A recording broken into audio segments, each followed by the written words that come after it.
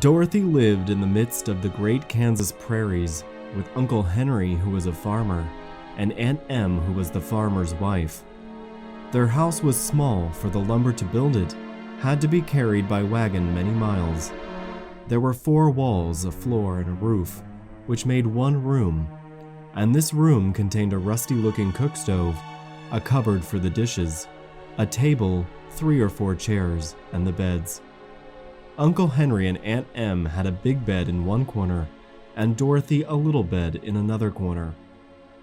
There was no garret at all, and no cellar, except a small hole dug in the ground called a cyclone cellar, where the family could go in case one of those great whirlwinds arose, mighty enough to crush any building in its path.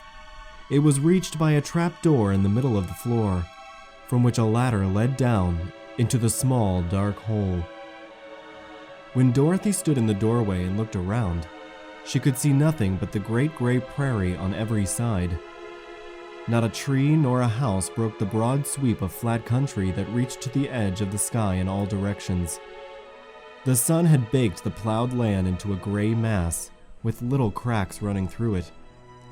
Even the grass was not green, for the sun had burned the tops of the long blades until they were the same gray color to be seen everywhere. Once the house had been painted, but the sun blistered the paint, and the rains washed it away, and now the house was as dull and gray as everything else. When Aunt Em came there to live, she was a young, pretty wife. The sun and the wind had changed her, too. They had taken the sparkle from her eyes and left them a sober gray. They had taken the red from her cheeks and lips, and they were gray also. She was thin and gaunt, and never smiled now. When Dorothy, who was an orphan, first came to her, Aunt Em had been so startled by the child's laughter that she would scream and press her hand upon her heart whenever Dorothy's merry voice reached her ears. And she still looked at the little girl with wonder that she could find anything to laugh at. Uncle Henry never laughed. He worked hard from morning till night, and did not know what joy was. He was gray also, from his long beard to his rough boots, and he looked stern and solemn and rarely spoke. It was Toto that made Dorothy laugh, and saved her from growing as gray as her other surroundings. Toto was not gray.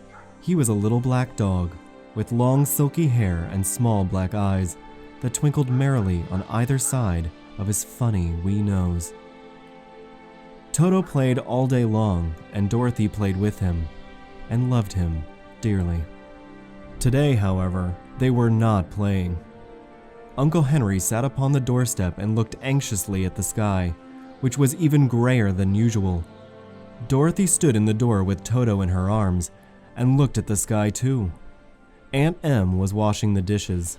From the far north they heard a low wail of the wind, and Uncle Henry and Dorothy could see where the long grass bowed in the waves before the coming storm. There now came a sharp whistling in the air from the south, and as they turned their eyes that way, they saw ripples in the grass coming from that direction also. Suddenly, Uncle Henry stood up. "There's a cyclone coming, Em," he called to his wife. "I'll go look after the stock." Then he ran towards the sheds where the cows and horses were kept. Aunt Em dropped her work and came to the door. One glance told her of the danger close at hand. "Quick, Dorothy," she screamed. "Run for the cellar."